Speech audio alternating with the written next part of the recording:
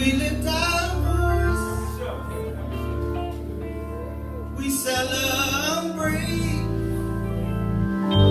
our champion. We sing hallelujah, hallelujah for the King.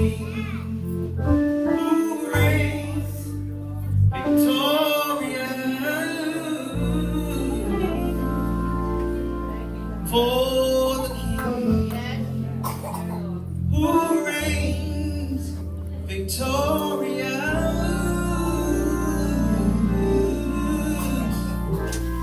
For the King who reigns victorious.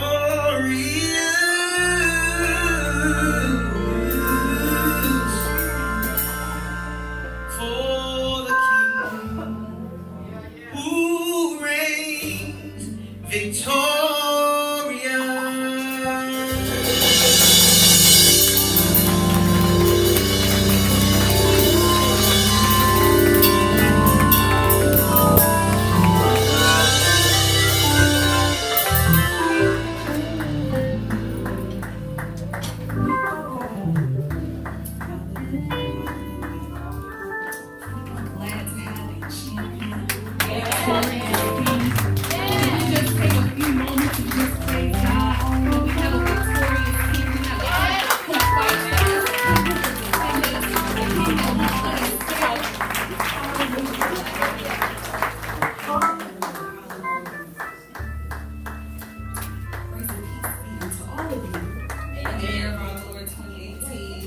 Good morning to each of you. I am so excited and nervous to be behind the sacred desk. Truly, it's always a pleasure. I thank God for Pastor Jones and Bishop-elect Jones, excuse me, and Lady Lisa in their absence. Can we give it up for them? Amen. Excuse me, I have a little crick in my throat. Yeah, we just gonna kind of rock it out. So I'm gonna try not to yell or scream or anything like that, unless the Spirit says otherwise.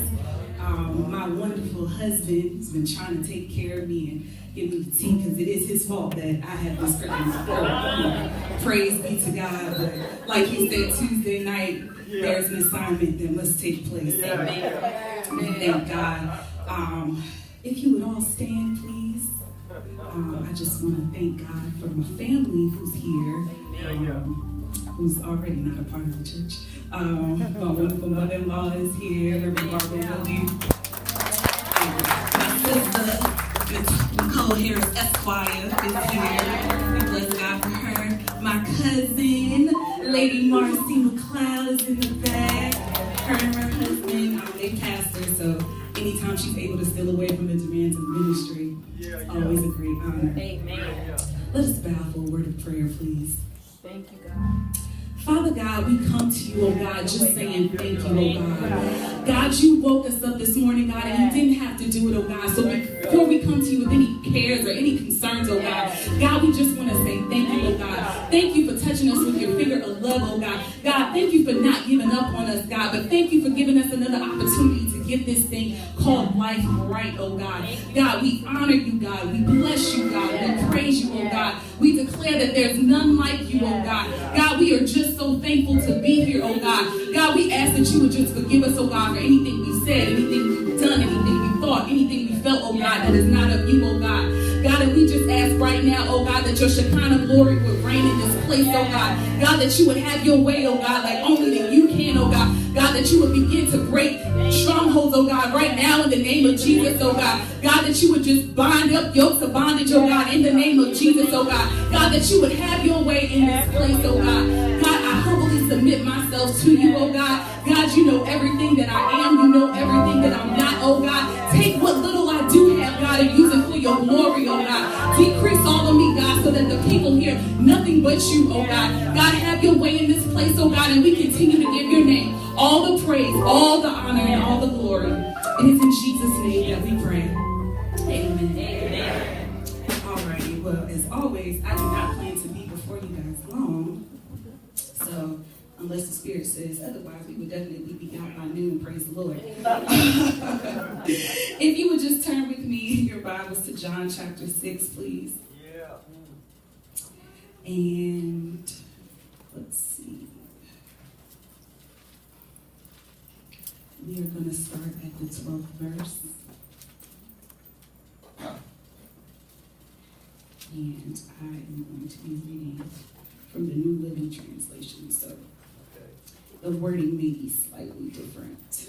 Amen. Have your way, God. John chapter 6, verse 12, and it's just one verse, and it reads, "After everyone was full, Jesus told his disciples, 'Now gather the leftovers so that nothing is wasted.'" Amen. Amen. For the short brief time that is mine, I like to speak from the thought, don't waste your leftovers. Amen. So, when I was younger, I grew up in a household of parents who were older in comparison to my peers. So, where a lot of my peers, their parents might have been born in, the 60s and the 70s. My parents were born in the 50s. So because of that, I was raised much differently than my peers. I was raised in a household where we didn't waste food. It was no such thing as I don't eat this or I don't like that. The expectation was that until I started purchasing my own food, I was going to like and eat everything that my parents cooked. And as a child, I couldn't conceptualize why my parents selected foods that they knew I didn't like. I couldn't understand it. So me trying to be the clever person that I thought I would just conveniently get full off of what I liked, and I would leave what I didn't like on my plate. And my mother, being the even more clever woman that she was, she would give me a choice, and she said, well, you can either eat everything that's on this plate, or you can leave the food on the plate and you don't get any dessert. If we're being honest, much is the same in the life of a believer. We've all had to experience situations in our lives where we're forced to indulge things that didn't feel good to us or didn't taste good to us, but it was essential for our growth. Now, one thing I could never understand as a child was that not only did you feed me things that I didn't like, but you fed them to me repetitively. So like for me, I didn't like lima beans. Like, can't stand lima beans to this day. And every week, my mother would feed me lima beans. And I'm like, ma'am, I like other vegetables. Why are we eating these lima beans? And what she would always say to me was that you need a balanced diet. And she's like, there are nutrients in these lima beans that you don't find in other foods. So if I only feed you what you like, I'll stunt your growth. And as Christians, we do the same thing. We attach ourselves to things that we like because it's comfortable for us or it's what we're accustomed to, but it stunts our growth at the sake of being comfortable.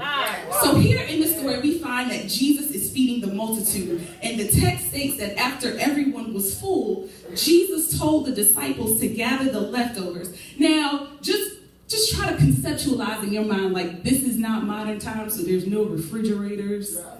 There's nothing to keep the food fresh. So this is half-eaten pieces of fish and half-eaten pieces of bread and fish bones, and it's hot, and it's probably not fried, and it's probably no Frank's or no Texas Pete, so the fish is probably slimy.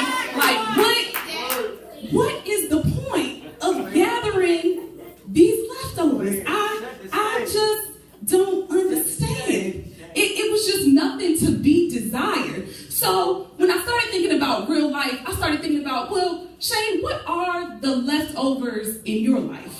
What are the leftovers? They're the scraps. They're the things that were left incomplete. They were the things that seemingly served no purpose. They were the things that we didn't want, the things we couldn't handle, the things we didn't ask for. It's the hurt, the shame, the sorrow, the anger, the disappointment, the embarrassment. It's the things that altered our construct of what we thought we desired. Let me ask you, anybody ever had food poisoning before? It's not pretty, right? So you eat and you're like, oh, this is good. I can deal with this. But the next day, it's like, what in the world did I, it's coming out of everywhere. What in the world did I eat? Or if you ever eat your food at a restaurant and then you find something in your food and it just totally takes away your appetite. You know what, man?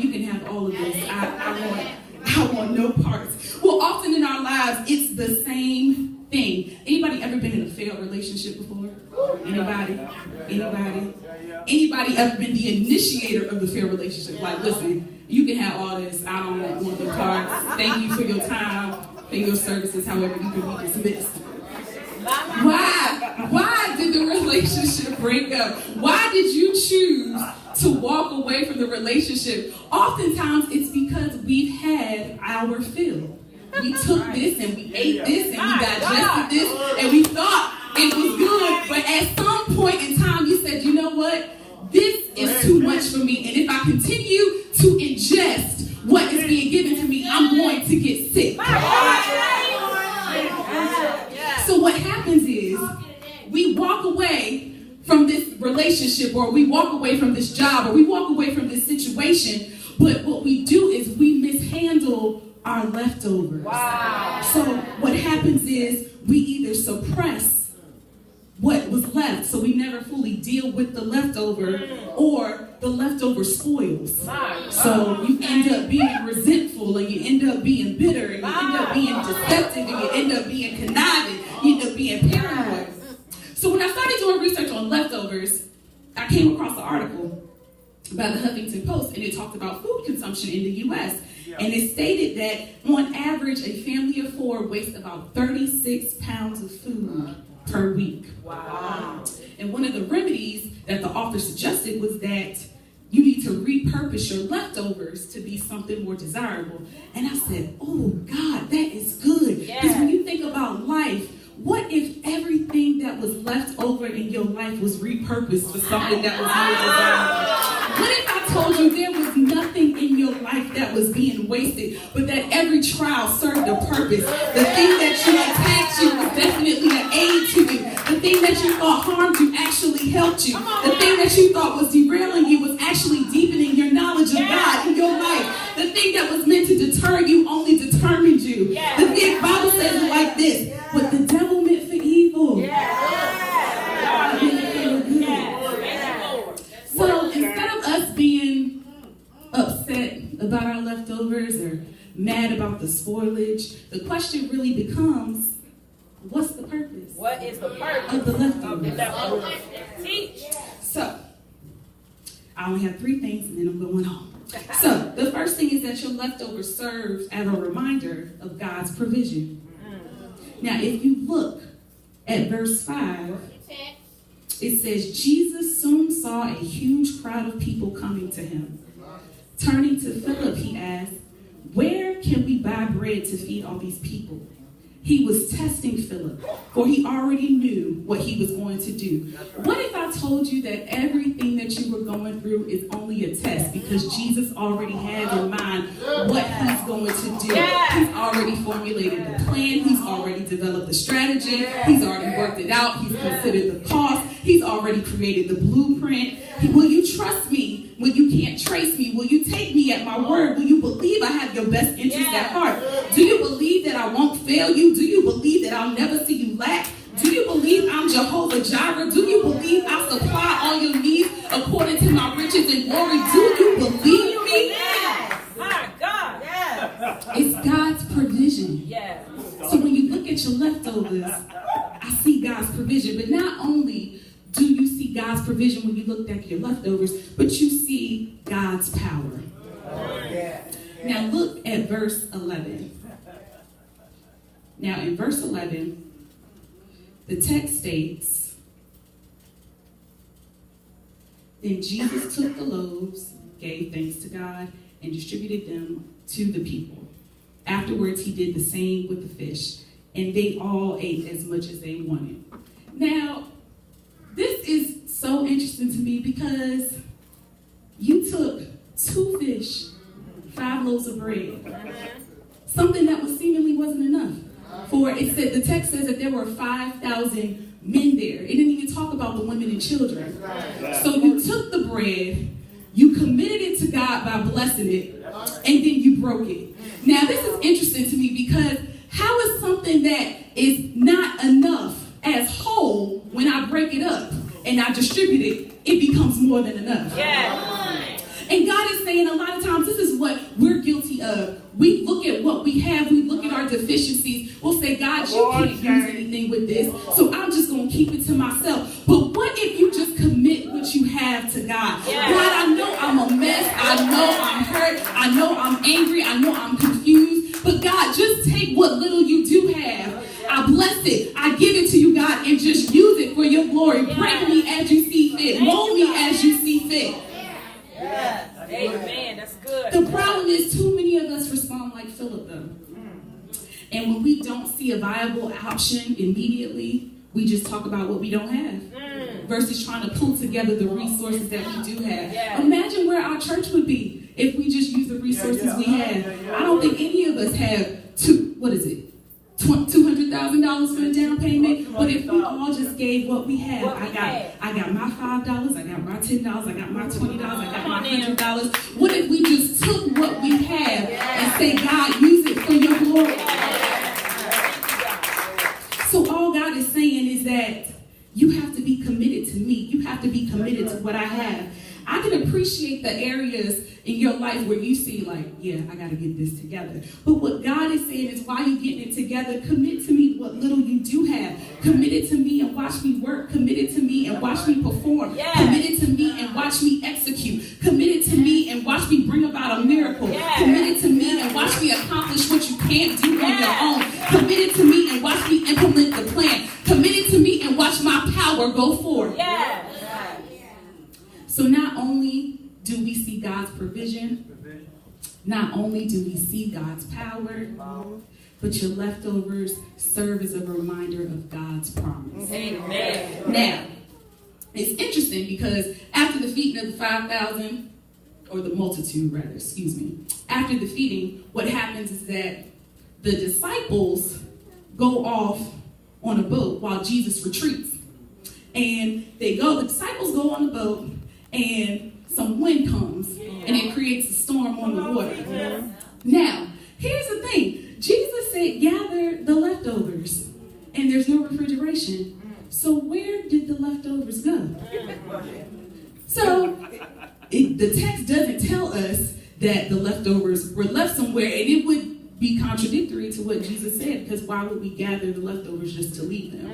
So it's safe to assume that the leftovers went on the boat. And I'm cool with that. So when the leftovers got on the boat with the disciples and the storm started, they said that Jesus appeared on the water, and it said that the disciples were scared. And Jesus said, don't be afraid, I'm here. Now I had a problem, because in my mind, I'm like, y'all were just with Jesus, and y'all saw him perform the miracle. I can understand if he startled you, but the fact that Jesus said, I am here, in response to don't be afraid, that means that y'all were scared, like y'all didn't just see him perform this miracle. Wow. How in the world can you be so close to Jesus and you see him perform miracle after miracle after miracle after miracle after miracle, but yet you're in a position of being scared? I mean, you have the leftovers on the boat. You can look to the leftovers as evidence of what God already fulfilled.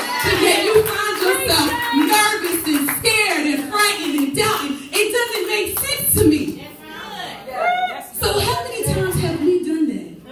How many times have we seen God move on our behalf time after time after time after time after time? Yet we find ourselves in situations where we're constantly doubting him, and we're constantly scared, and we're constantly frightened, and we're like, God, I don't know how this is going to work out. It's not your job to know how it's going to work out. It's your job to know that it's going to work out. Yes. It's interesting because Steve and I moved a couple months ago. We're still trying to get our house together. Praise the Lord. And as I was unpacking, I came across some papers from our prior job at Enterprise. And initially I was like, I'm going to throw these out because I don't need these anymore. But then I started looking through the material. And as I started looking through the material, I said, no, I need to keep this. And the reason why I needed to keep this was not so much for the actual material itself, but it's the fact that Enterprise was a very pivotal point in my life. And the interesting thing about me working at Enterprise was that I hated the job. This was not supposed to be something that was permanent. This was something that I was just supposed to go here until I graduated from college. And after I graduated from college, I was supposed to be about my business. And what was supposed to turn into a few months ended up being 5 years. But in those 5 met my husband. In those 5 years, I learned so many life lessons. And the thing about it is that I had to keep it because it reminded me of the promise that was given to me. I didn't always like the job. It didn't always feel good. I always didn't feel appreciated. I didn't always sometimes I felt like I was being taken advantage of. But the fact of the matter was that it was a reminder of everything that I went through and overcame. It was the promise. It was the promise. And I'm so glad that we know that we serve a God who knows all about committing his promises and making his promises come forth. John 20:20 talks about when Jesus resurrected from the grave and he showed himself to the disciples, and the disciples said that they saw the nails in his hands. Now, wait a minute, Jesus. I see these holes here, but I see your body. So I see what should have been dead now in life form. But I still have the reminder of the promise. Does anybody understand what I'm saying? I see you in life form. I see what was supposed to fail. I see what was death in life form. But I see the reminder of the promises in his hands and in his feet. And I see the bruises on your back, God. So clearly, I can understand that even though it may not look good and even though it may not feel good and it may be inconvenient and it may be discouraging and it may not make sense, there's a reminder of the promise. So my question to you is, what do you see when you look at your leftovers? Because you ought to see God's promises. When you look at your leftovers, you ought to see that you're a lender and not a borrower. When you look at God's promises, you ought to see that you're above and not beneath. When you look at God's promises, you might as well see that you're more than a conqueror. When you look at his leftovers, you should see that the current suffering doesn't compare to the glory that will be revealed. When you look at the leftovers, you should see, I'll be with you always. When you look at the leftovers, you should see that I will renew your strength. When you look at the leftovers, you should see the Lord is my light and my salvation. Whom shall I fear? Of whom shall I be afraid? When you look at the leftovers, you should see God has a plan to prosper me and not to harm me. When you look at the leftovers, you should see the weapon may form, but it won't prosper. When you look at the leftovers, you should see the Lord is going to fight for me. When you look at the leftovers, you should see God is going to direct my path.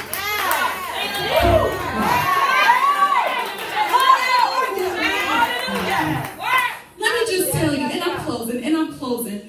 There is nothing in your life that's wasted. There is no trial, there's no circumstance, there's no situation, there's no inconvenience that's ever happened in your life that God did not have a purpose for. It may not be revealed yet, but it has purpose. You're not a failure. God can still use you. He's fulfilling the promise. Everything is being repurposed. He's bringing it to pass. Don't be shunned by the shame. Don't be discouraged by the disappointment. It's going to happen at the appointed time. All things are working together for your good, according to those who love him and have been called according to your purpose. I promise you, it won't always be like this. It won't always feel like this. It won't always be this hard. It won't always be this rough. It won't always be this inconvenient. You're not always going to have to cry at night. You're not always going to be up in the late night hour. You're not always going to be unsettled. You're going to have peace. You're going to be able to go to sleep. You're going to be able to move and live and have your being. You're going to live in abundance. You're going to live in prosperity. You're going to live in strength. You're going to live in courage.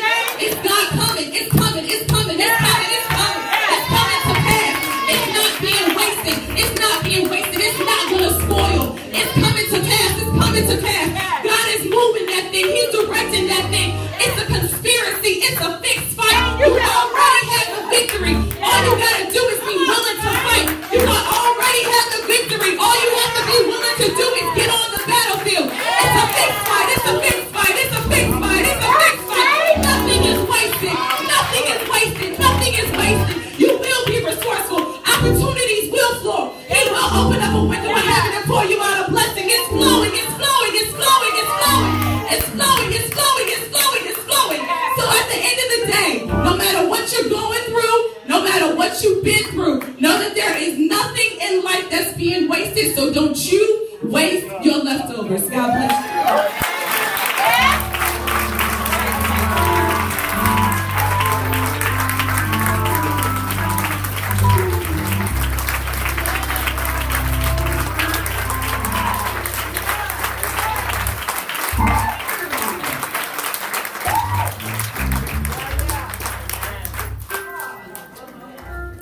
know about you, but I'm looking at my leftovers real different right now. Hallelujah. Praise the Lord for the leftovers. Amen.